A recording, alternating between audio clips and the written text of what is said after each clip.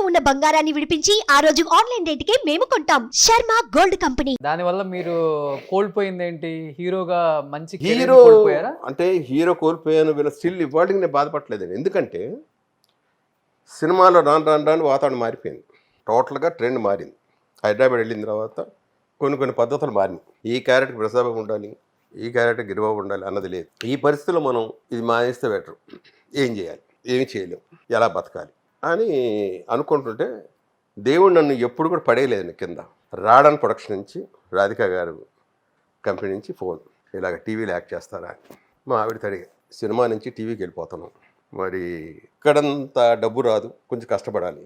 డబ్బుతో ఏముందండి, ముందు మీరు హ్యాపీగా ఉండండి, ముందు మీకు పని కావాలి కదా, చేయండి, ఇంకోటి దగ్గరికి వెళ్ళరు, మీ దగ్గరికి వచ్చి చేస్తారు. అలా బయలుదేరాను. మెడ్రాస్ మళ్ళీ తిరిగి వచ్చాను. వచ్చిన దగ్గర నుంచి ఇక్కడ దగ్గర రోజుకు 3-4 షూటింగ్లు చేసేవాడు.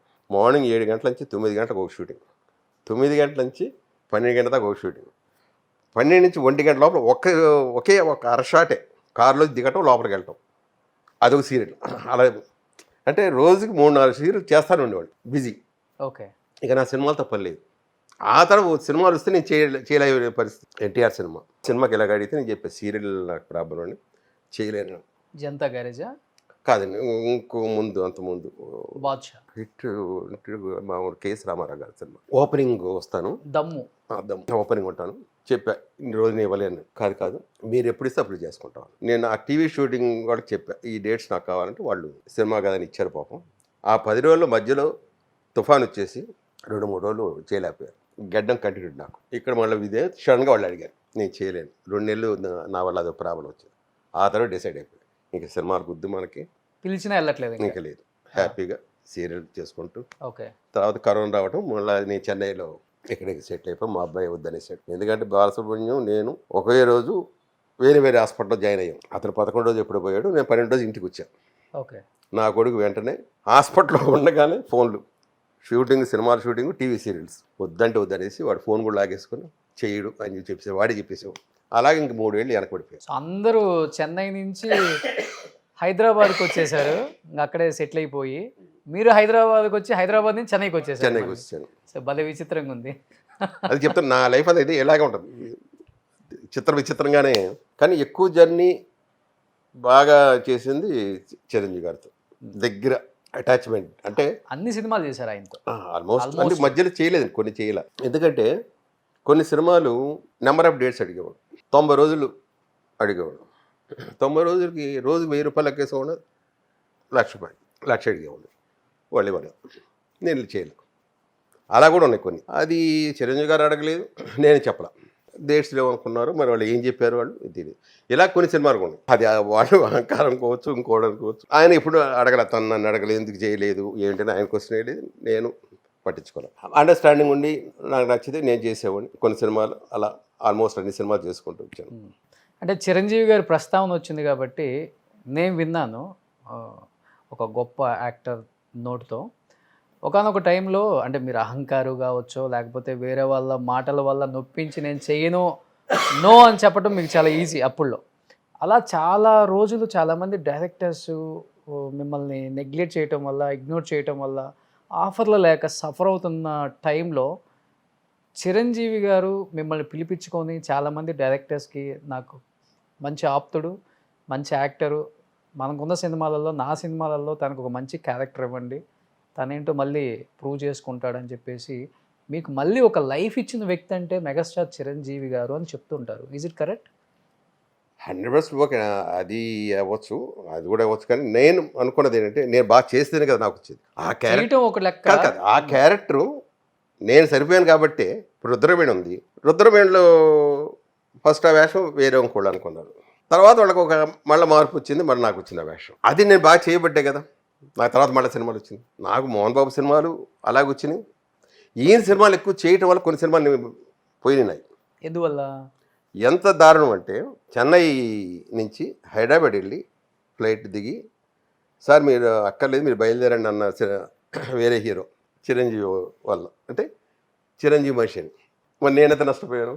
అలాగా వచ్చిన రోజులు ఉన్నాయి, అలా పోయిన సినిమాలు ఉన్నాయి. కానీ అటాచ్మెంట్ మా ఇద్దరికి ఎలాగ ఉంది తెలియకుండా, నేను ఒక ఆర్టిస్టు ఇది ఆయన ఎప్పుడు మమ్మల్ని చిరంజీవి ఎప్పుడు కూడా ఏ దీంట్లో కూడా ఆర్టిస్ట్లా చూడడం ఒక బ్రదర్ లాగా, నేను అలాగే ఇది నా ఇల్లు అన్నట్టే వెళ్ళిపోయి ఏం కావాలంటే తినేవాడు నా ఇంట్లో. అమ్మ టిఫిన్ ఉంది ఏముందంటే టేబుల్ మీద ఏమైనా తినేసేవాడు. అంత చనువు ఉండేది నాకు అప్పట్లో. ఈ టీ నగర్ ఇంటికి ఇద్దరం కలిసి వాకింగ్కి వెళ్ళేవాళ్ళం. ఎదురెదురు నా ఫ్లాట్ అంటే ఫ్లాట్ కూడా ఎలా వచ్చిందంటే తన పుణ్యమే. ఓ రోజు మా ఆవిడ మా బామ్మడి తీసుకొని ఓ ఫ్లాట్కి డబ్బులు ఇచ్చేసింది అడ్వాన్స్. ఎంత 30,000, అది 1,80,000 ఆ ఫ్లాట్. ఎక్కడి నుంచి వస్తే డబ్బులు? అసలు సినిమాలు అంతంత మాత్రం మనకు వచ్చిన సరిపోతుండయి, ఎందుకు అనవసరంగా ఇప్పుడు రిస్క్ తీసుకున్నాం అని చెప్పాను. ఏమో కట్టేశాను, ఇవ్వండి లేదంటే పోతే పోయి ఎంత బాగుంటుంది మీరు ఈ అంతే. ఓ రోజంతా ఆలోచించాను. అప్పు చేయంటే నాకు మహా భయం. నేను అప్పు చేసే ముందు ఇది ఎలా తీరుస్తానని ఆలోచించేవాడిని. దాంతో ఒకరోజు వెళ్ళిపోయింది 30,000. నాకు కొండంత కనిపిస్తుంది. 1,80,000 కాదు 30,000 ఎలా పోతున్నాయి కదా అన్నది నాకు బాగా ఇది అయిపోయింది. ఎలా పోగొట్టేసి అనవసరంగా, మాట పోద్ది, ఏం చేయాలి, నేను కట్టలేదు. ఆ రాత్రి నిద్రలో అనుకోకుండా చిరంజీవి గారు ఇచ్చాడు. అప్పుడే మేము 5-6 సినిమాలు అంతకుముందు చేశారు. చిరంజీవితో ఎక్కువ సినిమాలు కూడా చేసి అంతకుముందు మా ఇద్దరు అటాచ్మెంట్ లేకుండా చేశాను. ప్రొడ్యూసర్ తరఫు నుంచి బాపిరెడ్డి గారు కానీ ఇంకోటి కానీ ఇలా చేసాం. ఇవి ఏంటి ఈయన కనిపించాడు, ఒకవేళ దేవుడు చూపించాడు, ట్రై చేద్దాం అని వెళ్ళా. ఇంటికి వెళ్ళా. ఏంటి ఇలా వచ్చాం, చుట్టూ మనుషులు ఉన్నారు, కొంచెం పర్సనల్గా మాట్లాడాలి కదా, 1,00,000 కావాలి అన్న. నోట్లోంచి మాట కూడా రాలా. 1,00,000 అంటే నాటి జోక్, పెద్ద విషయం ఆ రోజుల్లో. 100, 10,000, 100, 1,000, 2,000 కదా ఓకే. 1,00,000 రూపాయలు లేదంటే నేను ఏం చేసుకోవాలి, తలకాయక్కడ పెట్టుకోవాలి. పైగా నేనేంటో తనకి తెలుసో తెలియదు తర్వాత సంగతి. ముందు నేను అడగటం కరెక్ట్ కాదని పక్క అనుకుంటూనే వెళ్ళి 1,00,000 ఆ కారాన్ని రాలి. సరే దానికి ఎందుకు ఇంత ఇస్తాం, ఓకే అని లోపలికి వెళ్ళి 1,00,000 కవర్లు తిట్టి నాకు అసలు ఏం అర్థం కాల. 1,00,000 ఇదప్పుడు మన ఇంట్లో చూసాక ఎవరో ఒక వ్యక్తి దగ్గర నుంచి తీసుకోవటం అన్నది. సరే వెళ్ళిపోయి నేరుగా దగ్గరికి వెళ్ళాను. ఓనరు దగ్గర ఇచ్చి ఇదిగయ్యా 1,00,000, మిగతా ఎప్పుడు ఇస్తానో తెలియదు, ఇవ్వకపోవచ్చు, 2 ఏళ్ళు అవ్వచ్చు, 3 ఏళ్ళు అవ్వచ్చు. అతను మాట అన్నాడు, నేను 30,000 ఇచ్చేమన్నా. ఓకే ఇచ్చేస్తానండి, మీ ఆవిడతో ఒకసారి ఫోన్ చేయించున్నాను. ఈ అమ్మ పోయి మళ్ళా వాళ్ళ దగ్గరికి నేను వెళ్ళి అడుక్కోవాలంటే నా భార్య అవ్వచ్చు, పోయి ఫోన్ చేయి నా డబ్బులు ఇవ్వమని చెప్పానంటే తలకాయ పెట్టుకోవాలి. సరే 10,000 అనుకున్నా, కానీ నిద్ర పట్టట్లా. అప్పుడు అన్నాడు, లేదు సార్ మీరు గట్టిగా ట్రై చేయట్లా, అతనికి నేను ఎవరో తెలియదు, ఇదే మాట అన్నాడు, మీరు కానీ గట్టిగా ట్రై చేస్తే ఇలాంటి చాలా కొంటారు మీరు అన్నాడు. ఓకేనాయన ఇప్పుడు మిగతా బ్యాలెన్స్ అండి, మీరు ఇవ్వకపోయినా పర్లేదు, మీరు వెళ్ళిపోయినాడు. ఇంకా అక్కడి నుంచి నాకు నిద్ర పట్ల. 1,00,000 రూపాయలు చిరంజీవి తీర్చాలి, ఇది 50,000 కట్టాలి. నిద్రపోయేవాడు కాదు, అలా మెలుతుండేవాడిని ఎలాగ. అప్పుడు అనుకున్నా ఓకే మనం ఇన్ని రోజులు సినిమా పోయింది, ఆ డబ్బులు పోయినాయి అనుకుని అలా ఉండిపోయాం, ఇది కాదు యాక్ట్ చేయాలి అని నేరుగా రాఘవేంద్ర గారి దగ్గరికి వెళ్ళాం. ఏంటి సార్ ఇలా వచ్చారు, వేషాలు వేస్తా. ఆహా అంటే మీరు అడగగానే ఇచ్చేయాలి మేము. సార్ ఇప్పుడు వాయించద్దు, నాకు ఇప్పుడు వేషాలు కావాలి. ఏరా నువ్వు వద్దన్నావు కదా తప్ప మేము కాదనుకోలే, ఇండస్ట్రీలో నీ అంత నువ్వే మేము చెయ్యను అన్నావు, అందుకే వేరే వాడిని ఎత్తుకున్నావు. ఇప్పుడు నువ్వు చేస్తాను చెయ్యి. అలా కోదండారెడ్డి దగ్గర పొద్దున వెళ్ళిపోయేవాడు. ఇలా వరుస పెట్టి అందరి దగ్గరికి వెళ్ళిపోయాయి. పాత నా డైరెక్టర్లతో అందరి దగ్గరికి వెళ్ళి నాకు కావాలంటే మీరు నమ్మండి నమ్మకపోండి, వితిన్ 1 monthలో ఆ డబ్బులు మొత్తం తీసి అప్పులు. చిరంజీవి గారికి కూడా ఇచ్చేసారా? 1 monthలో. ఏమన్నారు ఆయన? ఇప్పుడు ఏంటి అవసరమా, నువ్వు ఇస్తావని నేను ఇచ్చానా అన్నాడు. కాదు నాయన ఆయన నిద్ర పట్టట్లేదు, ముందు తీసుకోండి డబ్బులు. కాదు ఉంచు, నాకు దేనికి ఉపయోగపడుతుంది, నాకు వద్దు. ఇప్పుడు నీ పుణ్యం అంటే ఒక ఇల్లు ఒకటి వచ్చింది కదా నాకు, అది చాలు. కానీ దాన్ని బట్టి అమ్మను, స్టీల్ ఇవాళకి అమ్మల. ఎక్కడ చిరంజీవి గారు ఇంటి ఎదురేనా? ఇంటి ఆయనకు ఆపోజిట్ చిన్నగా ఉంటుంది సందు ఒకటి, విజయశాంతి గారి ఇంటి పక్కన, అంతకుముందు విజయశాంతి ఉండేది, దాని ఇంటి పక్కన అన్నమాట. ఇప్పటికీ ఒకసారి శోభన్ బాబు గారి దగ్గర అన్న, ఇండస్ట్రీ అంతా అమ్మేసుకు వెళ్ళిపోతుంది, నేను కూడా వెళ్ళిపోతాను. అది ఫస్ట్ నువ్వు కొన్నావు, దాన్ని మటుకు నువ్వు అమ్మబాకు, నీ కొడుకు ఉపయోగపడద్దు అన్నాడు. నిజంగా అలాగే మళ్ళీ తిరిగి నేను చెన్నైకి వచ్చాను. ఆ ఇల్లు ఉండబట్టే నా కొడుకు మళ్ళీ ఇక్కడికి వచ్చి వాడు మళ్ళీ ట్రై చేసుకొని ఆడి ఫ్రెండ్స్తో డెవలప్ అయ్యి సమయం వచ్చింది కాబట్టి చెప్తున్నాను. ఆ రోజుల్లో మీకు 1,00,000 ఇచ్చారని చెప్పారు చిరంజీవి గారు. నేను ఆ టైంలో ఉన్న ఆర్టిస్టులు అందరూ చెప్పారు 50,000, 1,00,000, 50,000, 1,00,000. ఆ రోజుల్లో ఆయన అవసరం ఉందంటే చాలు, ఏం అవసరం అడగకుండా డబ్బు చేతిలో పెట్టే ఏకైక హీరో ఎవరైనా ఉన్నారంటే ఇండస్ట్రీలో అది కేవలం చిరంజీవి గారే అని చెప్పారు. అండ్ నేను చేసిన ఇంటర్వ్యూస్లో అయితే ఎంతోమంది ఆర్టిస్టులు ఇబ్బంది పడుతుంటే వాళ్ళు ఇబ్బంది ఎందుకు పడాలి, నేనున్నాను రోషన్, మనం చేద్దామని చెప్పేసి ఆయన వాళ్ళకి అమౌంట్ కూడా పెద్ద మొత్తంలో పొన్నమ్మలం గారికి దాదాపు 60 లక్షలు ఏమైతే ఆపరేషన్ చేయించారు చూసారు అపోలో హాస్పిటల్స్లో, చెన్నైలో కానీ పాకిజా గారికి కానీ దేవరాజు గారికి కానీ, ఇలా ఎంతమందికి లెక్క లేకుండా చెక్కులు ఇచ్చేయటంలో అసలుకి మనం ఏంటి ఫ్యామిలీ ఏమనుకుంటారు, లేకపోతే ఈ కానీ ఇంత మంచితనం అనేది ఆయనకి ఫస్ట్ నుంచి ఉందనేది ఈ తరానికి తెలియదు. లేదండి. అంటే ఆ మధ్య ఎవరో పేపర్లు కూడా రాశారు, హెల్పింగ్ నేచర్ లేదు అది ఇది అని. అంటే నాకు భలే బాధేసింది. అప్పుడు మీలాంటి వాడితో నాకు పరిచయం లేదు, వెంటనే నేను మైకులు పెట్టి చేసేవాడు. ఒక రకంగా ఏంటంటే ప్రెస్కి చాలా దూరంగా ఉండేవాడిని. ఏం మాట్లాడదు గబాన్ని పుస్తకం మాట్లాడి ఇంకో రకంగా తయారవుద్ది, ఆడ హెడ్లైన్ నాకు నచ్చేవి కావు. కొంతమంది పెడుతుంటారు అన్నెసరీ హెడ్లైన్లు, అవి నచ్చావు నాకు. మనం ఏదో మంచిగా చెప్తుంటే చిరంజీవిని తిట్టాడు, దాన్ని వాళ్ళని అడిగా ఎందుకు అలా పెడతారయ్యా అంటే, అలా అంటేనే కానీ వాళ్ళు చదవరండి అంటారు వాళ్ళు. ఈ దీంతో అసలు ప్రెస్ వద్దు అయ్యేవద్దని, నో ప్రెస్ నో మీటింగ్స్, నాకు అక్కలేదు. ఒకసారి అనుకోకుండా ఇండస్ట్రీలో ఎక్కువ ఖర్చు అయిపోతుందని చెప్పని ఇడ్లీ వడ ఇవన్నీ తగ్గించాలని ఏదో మీటింగ్ పెట్టుకున్నారు ప్రొడ్యూసర్లు అందరు కలిసి. అప్పుడు నేను పిలిచి ఎంత ఖర్చు అవుద్దో ఆ మొత్తం నేను ఇస్తాను నా సినిమాకి. ఎంత మీరు అనుకుంటున్నారు, తిండి దగ్గర దరిద్రంగా 10 టేకులు తిన్నారు, మీరు ఏం చేస్తారు అన్నాడు. ఎలాగన్నాడు, అది చూసుకోండి, స్క్రిప్ట్ చూసుకోండి, సినిమా హిట్ అవ్వాలని చూసుకోండి.